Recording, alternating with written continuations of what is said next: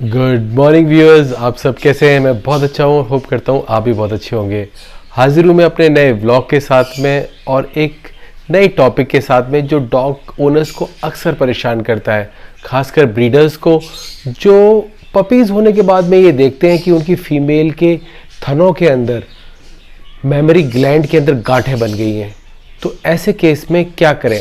आज का हमारा वीडियो है मेमोरी ग्लैंड के अंदर होने वाले इन्फेक्शन, सूजन, दर्द के बारे में, और इसके अलावा मेमोरी ग्लैंड्स में और क्या दिक्कत होती है उसके बारे में, क्या क्या मेडिसिन हम यूज़ करते हैं एलोपैथिक के अंदर और होम्योपैथिक के अंदर। आइए शुरू करते हैं आज का वीडियो। हम बात कर रहे हैं मैस्टाइटिस के बारे में। आखिर मैस्टाइटिस होता क्या है? फीमेल के थनों के अंदर सूजन हो जाना, दर्द होना, लाल हो जाना, पस पड़ जाना, और ये दिक्कत और भी ज़्यादा डिफ़िकल्ट तब हो जाती है कि अगर पपीज़ दूध पी रहे हैं और अगर उस थन के अंदर मैस्टाइटिस की दिक्कत हो गई, उसके अंदर अगर पस पड़ गया, तो ये पस अगर पपीज़ के पेट में चला गया तो वो इन्फेक्शन इस हद तक हो जाता है कि पपीज़ को बचाना भी मुश्किल हो जाता है। बहुत सारी ऐसी फीमेल जो कभी मेट नहीं हुई, कभी ब्रीडिंग नहीं हुई, उन फीमेलों के अंदर भी ये प्रॉब्लम आती है। उन फीमेलों के अंदर प्रॉब्लम आती है मेनली हार्मोन्स की वजह से। जिनके हार्मोन्स बैलेंस नहीं होते, बहुत सालों से या बहुत सीजन से अगर हमने उनकी मेटिंग नहीं कराई होती, ऐसे केस के अंदर फीमेल अपने थनों के अंदर गांठें डेवलप कर लेती हैं। थन अपने आप सूजने शुरू हो जाते हैं और ये इतने ज़्यादा सूज जाते हैं कि नोटिसेबल हो जाते हैं, दिखने लगते हैं, पेन होने लगता है। इससे फीवर आ जाता है। फीवर आने से डॉग अनकंफर्टेबल हो जाता है, खाना छोड़ देता है। तो हम देखेंगे कि एलोपैथिक के अंदर क्या क्या मेडिसिन यूज़ कर सकते हैं। इसके ऊपर मैं ऑलरेडी कई वीडियोस बना चुका हूं, लेकिन फिर भी मैंने सोचा कि मैं दोबारा से एक वीडियो बनाऊं ताकि जो लोग रेगुलरली मुझे देखते हैं वो कभी कभी जाके पीछे वीडियोस नहीं देख पाते, ताकि रेगुलरली देखने पर उनको मालूम चल सके कि बहुत ही ईजिली अवेलेबल मेडिसिन हैं मार्केट के अंदर जो आप यूज़ कर सकते हैं। आप अपने डॉग को घर बैठे ही ठीक कर सकते हैं।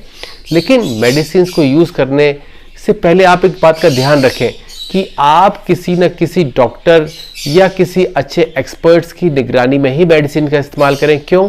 कभी कभी क्या होता है कि हम बीमारी को ही गलत डायग्नोस कर बैठते हैं और दवाई हम गलत अमाउंट में दे बैठते हैं। इससे क्या होता है कि फ़ायदे से ज़्यादा नुकसान हो जाता है। तो इस बात का हमेशा ध्यान रखें। जब भी मेडिसिन इस्तेमाल करें हमेशा डॉक्टर की सलाह और निगरानी के अंडर में ही करें ताकि आपको बेस्ट फ़ायदा मिल सके। पहले मैं बताऊंगा आपको कुछ एलोपैथिक मेडिसिन जो इसमें बहुत अच्छा काम करती हैं। देखिए, सिफेलैक्सिन, ये एंटीबायोटिक ऐसे केस में बहुत अच्छा काम करती है।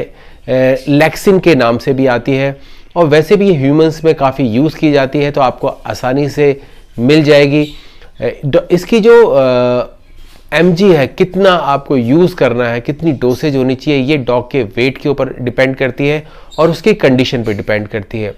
दूसरी मेडिसिन जो सबसे अच्छा काम करती है वो है एमॉक्सीक्लेव, एमॉक्सीसाइक्लिन प्लस क्लोविनिक एसिड का कम्बिनेशन होता है। ये इजीली काउंटर पे मिल जाती है। मार्केट में ऑगमेंटिन के नाम से भी ये ज़्यादा चलती है, ग्लेक्सो कंपनी की। तो ये जो मेडिसिन हैं एलोपैथिक के अंदर बहुत अच्छा काम करती हैं। इनको जब भी दें आप, तो आप डोसेज डॉक्टर से लिखवा लें ताकि आप सही अमाउंट में डोसेज और कितने दिन देनी है, कितनी फ्रीक्वेंसी में देनी है, क्या क्या प्रिकॉशंस लेने हैं, ये सारी चीज़ें आप जान सकें। दोनों मेडिसिन इजीली अवेलेबल हैं, नॉर्मल शॉप्स में मिल जाती हैं। इसके अलावा अब हम बात करते हैं होम्योपैथिक मेडिसिन की। होम्योपैथिक मेडिसिन के अंदर कुछ मेडिसिन जो इसके अंदर बहुत अच्छा काम करती हैं, इसमें सबसे पहले मेडिसिन है बेलाडोना। बेलाडोना पेन किलर है, आपको पता ही है, और ये वहाँ बहुत अच्छा काम करती है जहाँ पे लाली हो, रेडनेस हो और दर्द हो। तो देखिए, इसमें क्या होता है कि जो निपल्स होते हैं उस आसपास का एरिया जो होता है उसमें गांठ बन जाती है और वो लाली आ जाती है। इस लाली के लिए और दर्द के लिए बेलाडोना से अच्छी कोई मेडिसिन नहीं है। तो ये आप इस्तेमाल कर सकते हैं दिन में 3 से 4 टाइम, 4 से 6 घंटे के इंटरवल पे। दूसरी जो मेडिसिन है वो है हेपासल्फ। हेपासल्फ आप 30 पोटेंसी में यूज़ कर सकते हैं, बहुत अच्छी मेडिसिन है ऐसे केसेस के अंदर। और जो तीसरी मेडिसिन जो मुझे सबसे सही लगती है ऐसे केस में वो है साइलिशिया। साइलिशिया भी आप 30 की पोटेंसी में और 200 पोटेंसी में यूज़ कर सकते हैं। मीडियम पोटेंसीज हैं ये, डॉग के लिए और ह्यूमंस के लिए सेफ मानी जाती हैं। ये आप दिन में 3 से 4 टाइम यूज कर सकते हैं, लेकिन डॉग के वेट एज के अनुसार ही यूज की जाती है। इसके अलावा अगर कॉम्प्लिकेशंस बढ़ते जा रहे हैं तो कुछ मेडिसिन जो हैं इसमें और भी काम करती हैं, वो कंडीशन के हिसाब से दी जाती है।